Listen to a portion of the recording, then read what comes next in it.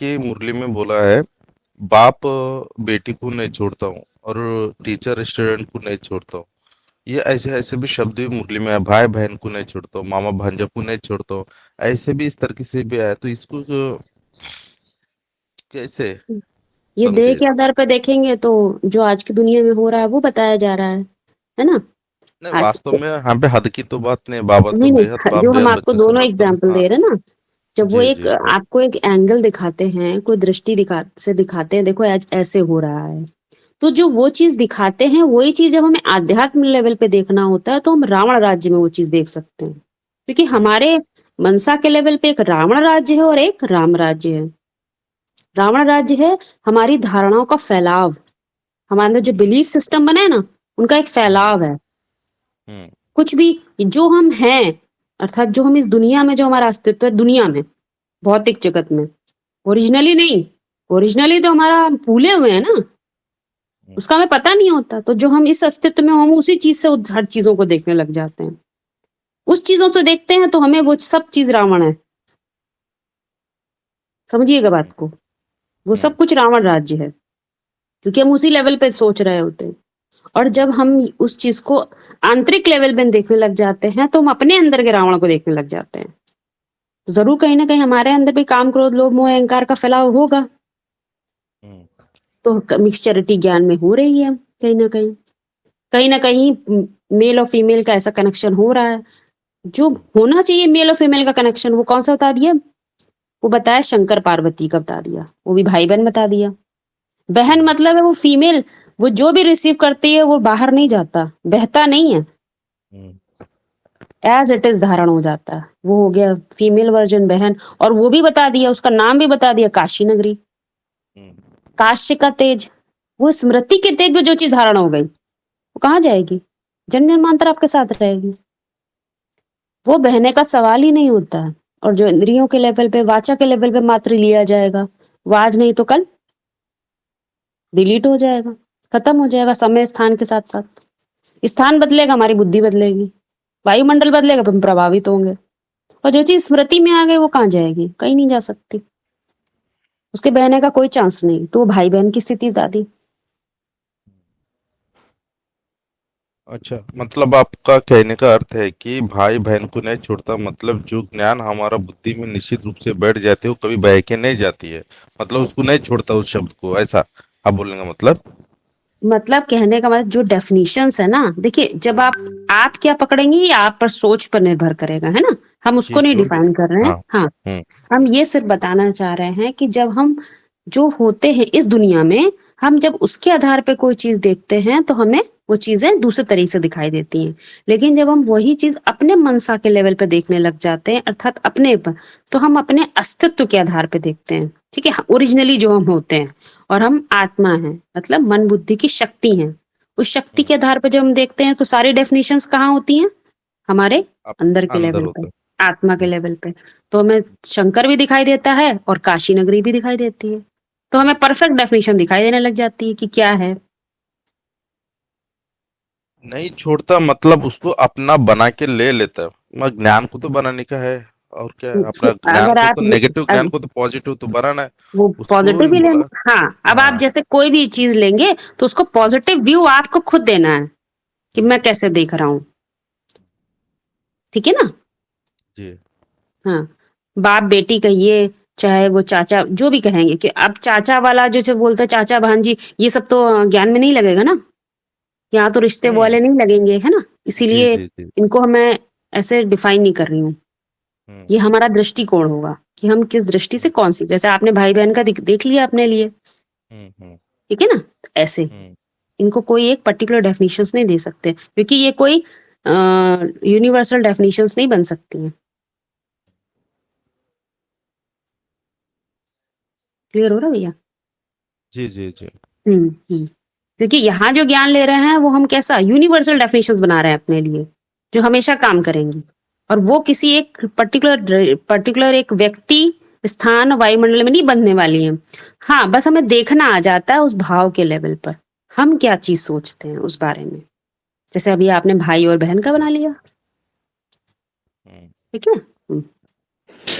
दीदी मैं एक बात बताना चाहती हूँ कि बाबा मुरली में बोलते हैं ये भाई बहन के बारे में, काका चाची के बारे में, तो इन शब्दों से डराते हैं या समझाते हैं या कुछ अलग दिखाना चाहते हैं बाबा? देखिए, जैसा वायुमंडल होता है, ये बात मुरली में ही बोलते हैं, जैसा स्थान होता है, जैसे लोग होते हैं, तो बाबा बोलते हैं मुरली भी वैसी ही चल जाती है। और ये आप लोग भी अनुभव करेंगे थोड़े दिन बाद। क्लास में मान लीजिए 4-5 लोग हैं, आपको कोई बात समझानी है, तो जैसे व्यक्ति रिसीव करने वाला होगा, रिसीवर होंगे आसपास, वो वैसे ही चल जाएगा। अब जब उनकी स्थिति ही बहुत लो है, तो उन्हें इस दुनिया से बाहर निकालना है, इन भौतिक जगत से बाहर नहीं निकल पा रहे हैं, तो क्या होगा? उन्हें वैसी ही परिभाषाएं बतानी पड़ती हैं, समझानी पड़ती हैं। जब वो इतने से ऊंचे नहीं उठ पा रहे हैं, तो उनको त्रिमूर्ति क्या समझाया जाएगा? दीदी इसमें थोड़ा सा हम कुछ कहना चाह रहे हैं। एक सेकंड उनको क्लियर हो जाने दीजिए। कौन पूछ रहा था क्वेश्चन? दीदी आपने पूछा था? चेतना जी ने पूछा था। हाँ जी माता बताएं। पूनम माता। हाँ पूर्ण बोलिए। मत हाँ जी बोलिए। यही पूछना चाहती थी कि जो बाबा ये प्रश्न पहले तो ये भक्ति मार्ग में भी नहीं और बीके में भी ये बातें उठती नहीं थी। जब एडवांस में आने लगे तो बाबा की मुरली में से ये सब बातें पता चलने लगी। तो इसका बेहद में भी अर्थ समझना चाहते हैं और हद में भी। हद में तो क्लियर हो गया ना, बेहद में हमने बता दिया। जैसा स्थान वायुमंडल होता है वैसी बातें होती हैं। आप कभी क्लास के वायुमंडल को देख लीजिए, कभी कोई कुछ बोले कोई कुछ बोले, आप देखिए जो बात समझनी है वो समझ में ही नहीं आएगी। तो मुरली चलेगी, ज्ञान के गहरे महावाक्य चलेंगे, क्या चलेंगे? इधर उधर की बातें हो जाएंगी, कोई बात नहीं समझ में आएगी। तो हमेशा ध्यान रखिए, हम यहाँ पर स्टेट ऑफ माइंड का ज्ञान ले रहे हैं। यदि हमारी बुद्धि केंद्रित नहीं हुई, तो जो बातें हम लोग बात करेंगे वो आपस में क्लियर ही नहीं होगा, ये पक्की बात है। तो इसीलिए वो डरना उनको है जो उस जगत में बस उनकी बुद्धि उस जगत में लगी हुई है, और समझना उनको है जिनको ये समझ में आ रहा है ये दुनिया तो नरक है, तो ऐसा ही होगा। अब हम नरक की बात का चिंतन क्या करें? वो एक व्यक्ति देखो, वो देखो ऐसा कर रहा है अपनी बेटी के साथ, वो देखो, इससे हमें क्या मतलब है? ये तो हमें मालूम चल गया ये तो नरक है, नर कर रहा है। सो नारायण क्या करे? नारायण तो ज्ञान जल में रमण करेगा। हाँ, जो बाबा बोलते हैं कि भाई बहन को या चाचा काका ये छोड़ता नहीं का अर्थ ये हो जाता है मिक्स हो जाती है भाषा ऐसा।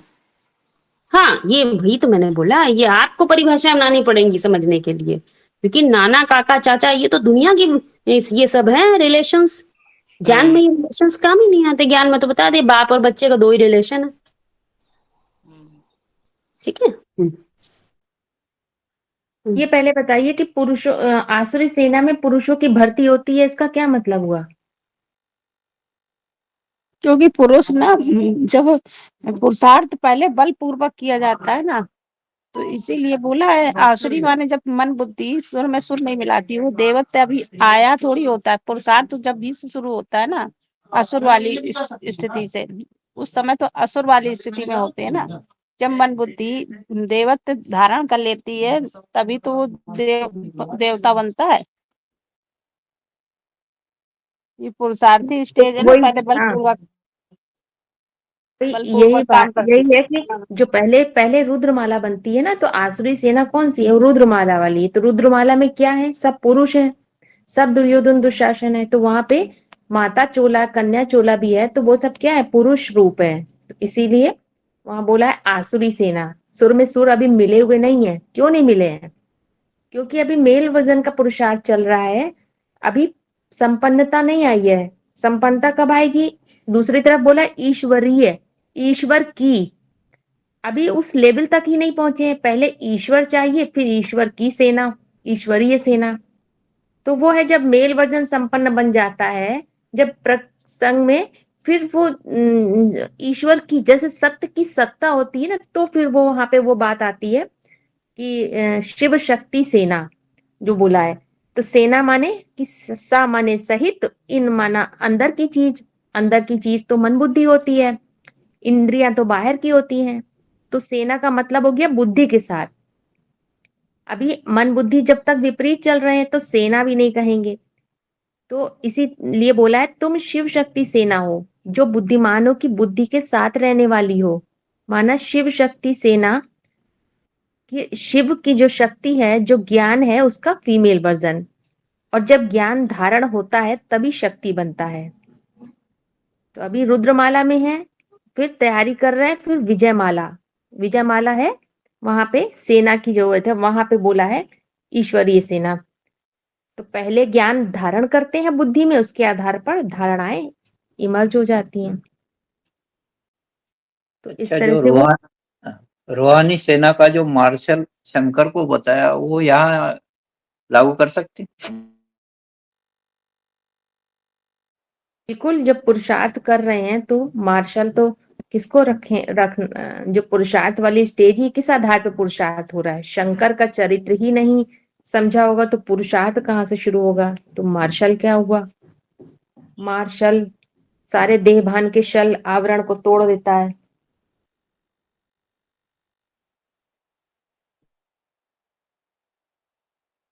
दुर्योधन दूसरा माना जो बलपूर्वक कार्य करते हैं उसको दुर्योधन कहा गया। दुर्यो देखिए, अर्थ बस दो अलग अलग हैं। दुशासन ये कार्य करता है, दुष्ट शासन करता है।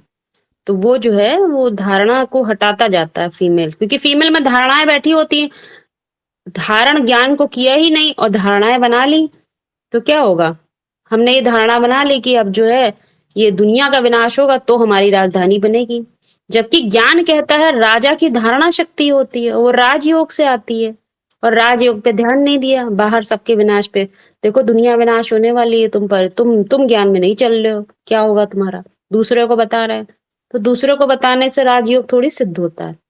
तो यहाँ पर क्या हुआ? वहां पर दुष्ट शासन, मतलब जैसे दुर्योधन क्या करता है, धन का ज्ञान धन की अति कर देता है, क्योंकि वो नशे में होता है ना, उसको अब अति करनी है। तो ऐसे ही जितना ज्ञान जो पुरुषार्थ के अर्थ पे समझते हैं तो उसको इतने सूक्ष्मतम लेवल तक ले जाते हैं कि उसकी अति हो जाती है। तो दुर्योधन।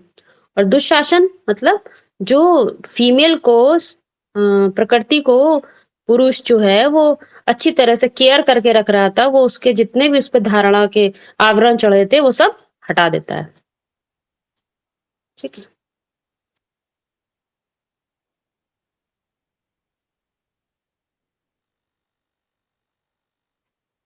आगे बढ़ा जाए।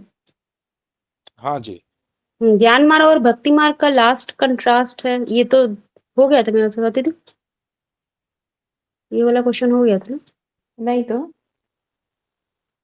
अच्छा, ये नहीं हुआ है। बताइए आप तो। ज्ञान मार्ग और भक्ति मार्ग का ये लास्ट कंट्रास्ट है। कंट्रास्ट मतलब दो विपरीत चीजें हैं। जैसे सफेद है और काला है ना, तो कहेंगे दोनों कंट्रास्ट रंग है, एक दिन का अपोजिट है। सतयुग आदि में कंट्रास्ट की बात ही नहीं है। कैसे?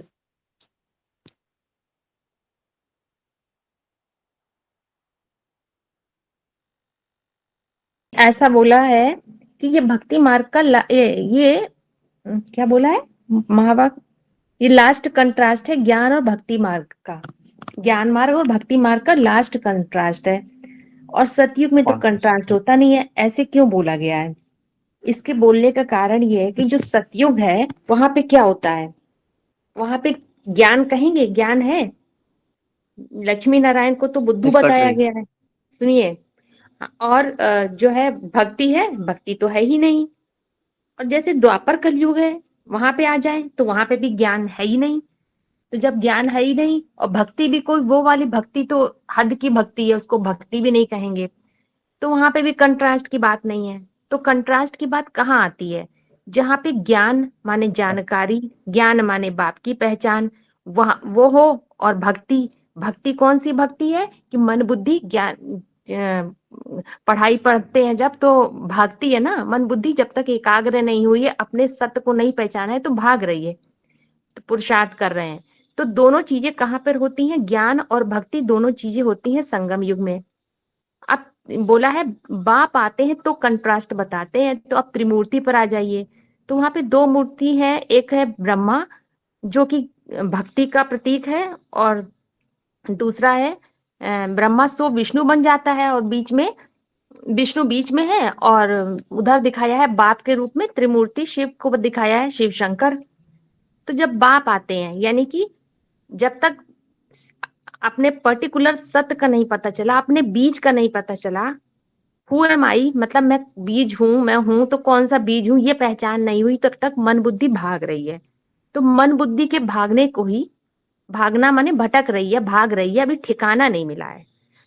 तो वो ठिकाना, वो ठौर अभी मिला नहीं, तो वो तब तक भक्ति मार्ग है, बेहद का भक्ति मार्ग।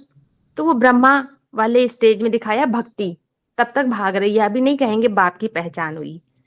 आधा अधूरा थोड़ी ये बोला गया है, 99% पहचान हुई तो भी नहीं कहेंगे बाप की पहचान हुई माने 100% हो गई।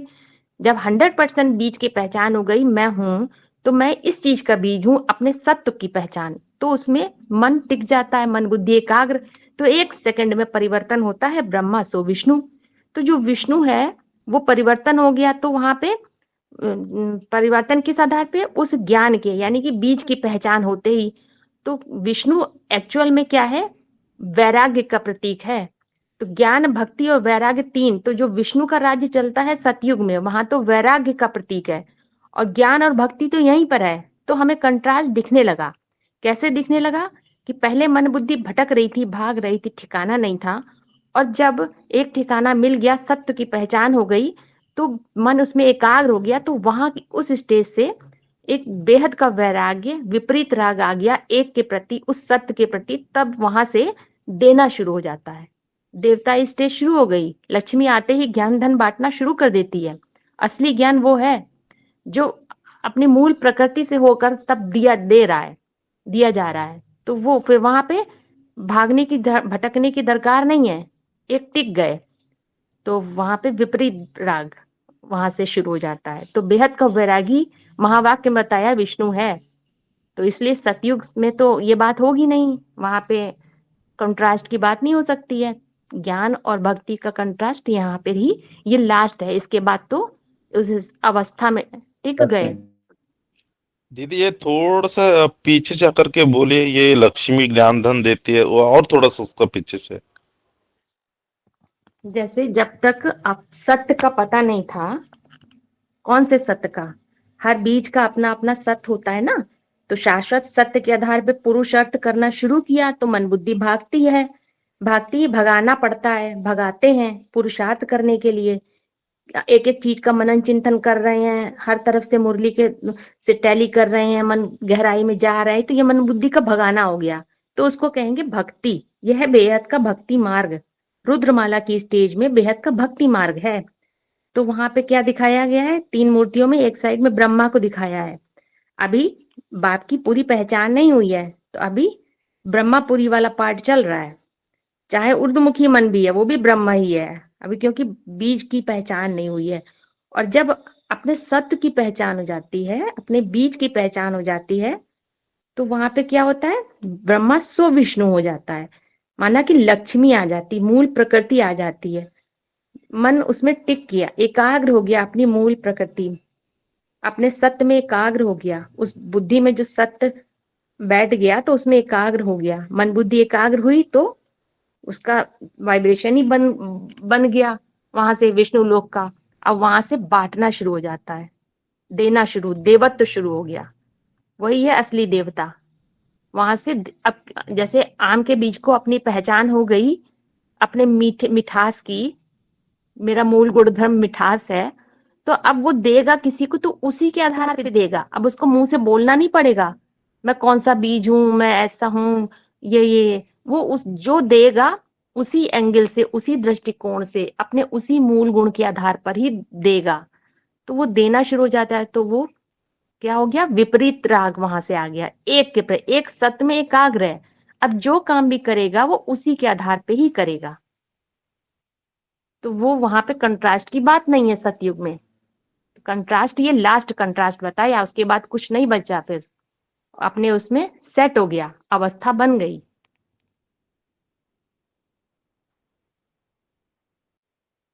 आस की ट्रे लिए हुए खड़ी है, आस की ट्रे। आस मतलब एक फ्यूचरिस्टिक होता है ना, एक आशा होती है ना, एक आस होती है, ऐसा हो जाएगा धीमे धीमे, ऐसा मैं कर लूंगा। ऑस्ट्रेलिक, हाँ। लिए खड़ी है ऑस्ट्रेलिया, तो उसको महावाक्य में परा प्रकृति से जोड़ा जाता है, मूल प्रकृति से। तो उस तक पहुंचने के लिए हमें बुद्धि को निश्चयात्मक करना पड़ेगा। हम जान गए, जानने से क्या हो जाएगा? उसके कुछ जानने से तो हमने जान लिया कि मेल वर्जन है, फीमेल वर्जन। अब क्या, हीरो हूं तो हीरो का हीरोइज्म तो होना चाहिए। किस बात का हीरो? अभी ये तय नहीं किया मुझे कौन से रावण का वध करना है, पता ही नहीं मेरी सीता चुरा ली गई है, इतना पता ही नहीं, तो राम युद्ध ही क्यों करेगा? राम राम बनेगा ही क्यों? क्योंकि वास्तविक राम का जो कैरेक्टर है वो रामायण में युद्ध से ही शुरू होता है, रावण से साथ जो युद्ध करता है वही मुख्य होता है, उसके बाद ही वो राम का स्टेटस लेता है, उसी को जी श्री जी जी। राम बोलते हैं, उसी की जय होती है। ये तभी बात तो राम एकदम सी, समझो। सी, हाँ, हम्म, राम को युद्ध करना तभी आता है। मेरी क्या चोरी हो गई, तभी तो उसको पाने के लिए तो उसको युद्ध करना पड़ता है। सही एग्जैक्टली। है। हम्म। समझ ही नहीं हो तो फिर युद्ध कहाँ से करेगा? हम्म, ये बहुत इंपॉर्टेंट समझने की है। इसीलिए एक एक वाक्य को अपने ऊपर लगाइए। ज्ञान उल्टा बहे, फ्लो है ऊपर जाए, नीचे ना जाए।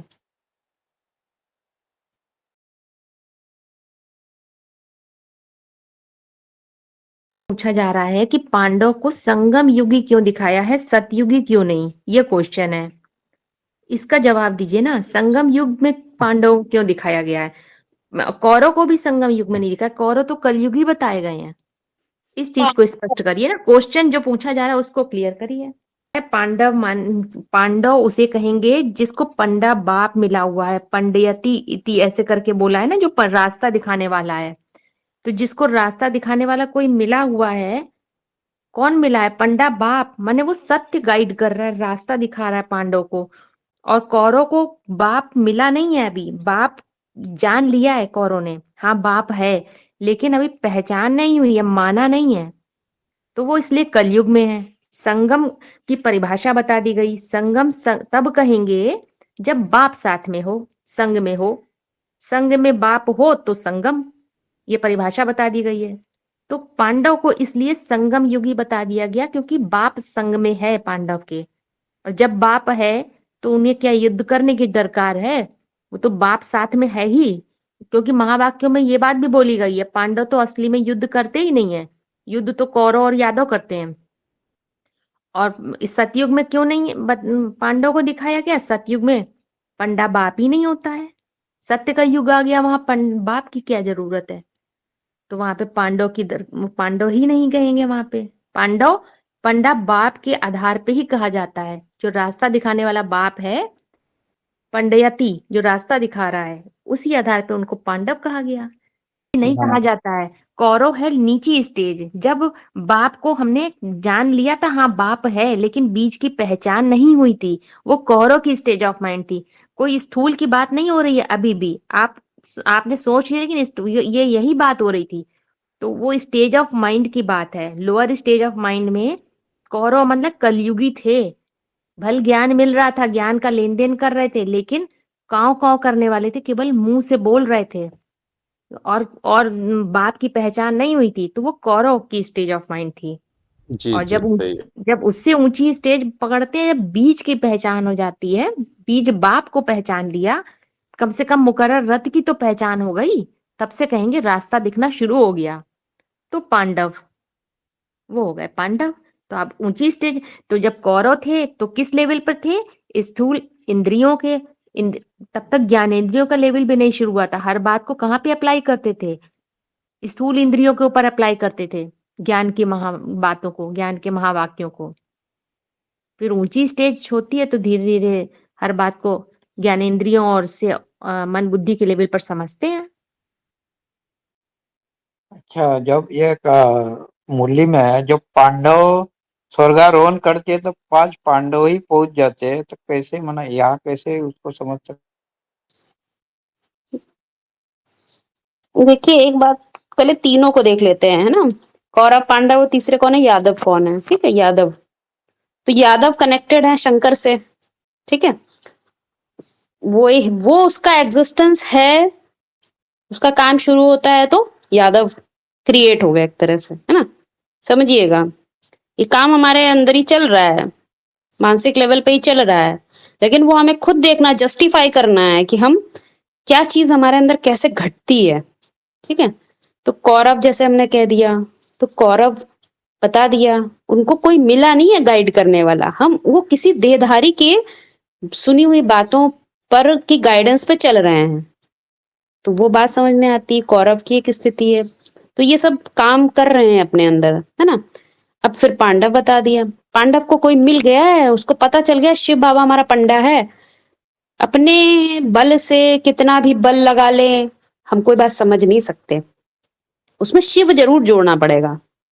खाली बाबा पकड़ लेंगे तो भी बात नहीं चलेगी, खाली शिव पकड़ लें तो भी नहीं बात चलेगी। तो शिव चाहिए, यानी निराकारी ज्ञान ही साकार होता है बुद्धि में, तो ही काम करता है। दोनों नहीं मिलेंगे तो कोई रिएक्शन नहीं होगा, कोई काम नहीं होगा। तो वो जिसको गाइड करते हैं वो पांडव बोल दिए। और जो मनन चिंतन चल रहा है, जो बुद्धि रूपी पेड़ से मूसल निकाल रहे हैं, जिनको मिसाइल बोलते हैं, वो शंकर वाला काम है। तो इन तीनों को जब आप अंदर से चरित्र समझ लेंगे तो आपको दिखाई देगा ये चरित्र कैसे चरितार्थ होते हैं अंदर अंदर। पांडव क्या युद्ध करेंगे, उन्हें युद्ध करने की गीता सुन ली, समझ ली। अर्जुन को क्या दिखाया, पूरा सार समझना, तो उसका काम है समझना, पूरी बात को समझ लेना, वो है अर्जुन का मुख्य विषय। तो ऐसे समझिए, आपको वो चरित्र जब आप जैसे जैसे शब्दों के, चरित्रों के मीनिंग समझेंगे, उसके परिभाषा, तो वो अपने लिए भी परिभाषित हो जाती है वो चीज। ऐसे करके समझिए उसको, ठीक है। तो अब जैसे यादव का बताया, तो यादव क्या काम करते हैं, बता दिया कि यादवों का जो हेड है शंकर को भी बता देते हैं, फिर कृष्ण को भी बता देते हैं। हेड मतलब सर, सर मतलब बुद्धि, वो बुद्धि कैसे काम कर रही है, बुद्धि काम कर रही है, देखिए यहाँ पर बता रहे हैं। फिर शिव शक्ति को पांडव सेना बता देते हैं, शिव की शक्ति पांडव सेना।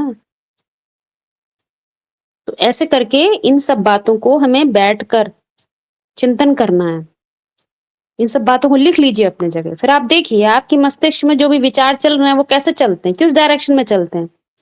क्या जो हमें शिव बाबा मिला है उससे ही हमारा ये बुद्धि का जो ये बुद्धि काम कर रही है, उसी से बुद्धि काम कर रही है ना, कहीं कोई व्यक्ति से तो नहीं काम कर रही है।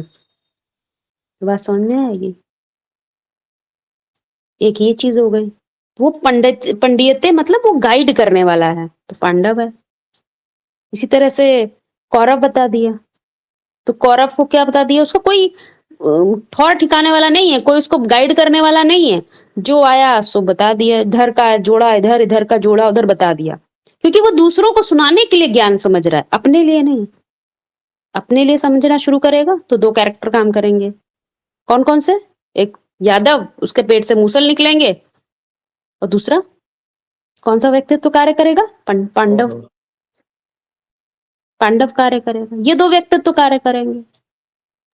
ये ऐसे करके आप लोग एक एक चरित्र को उतारना है, चरित्रार्थ करना है, तो अपने आप बात क्लियर होने लगेगी, दिखने लगेगी। ठीक है, कुछ व्याख्याएं ऐसी हैं जिनके हम अर्थ जानकर कुछ नहीं कर पाएंगे, क्योंकि उनको हमें चरितार्थ करना, अपने ऊपर उतार लेना है। तो हमें वो व्यक्तित्व चलते फिरते नजर आएंगे अपने अंदर। चलते फिरते क्या बनना है बच्चों को, म्यूजियम। भैया ये देखिए 3 लेवल हो गए ये वाले। जैसे कौरव सबसे लोअर स्टेज थी, नीची, तो वहां पे केवल अधोमुखी मन का लेवल कार्य कर रहा था, इसीलिए काव काव ज्यादा थी, मुंह से बोल बोल कर रहे थे, हद में सब चीजें अप्लाई कर रहे थे, तो कौरव हो गया। उसके बाद में यादव हो गया, बुद्धि का लेवल हो गया, वो सबसे ऊंचा लेवल हो गया, बुद्धि से घिस घिस के मंथन करके मूसल निकालते हैं।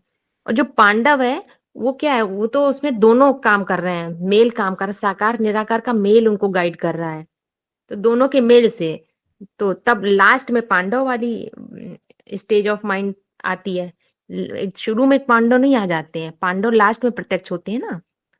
तो पहले कौरव प्रत्यक्ष होते हैं, फिर यादव प्रत्यक्ष होते हैं, बाद में पांडव प्रत्यक्ष होते हैं।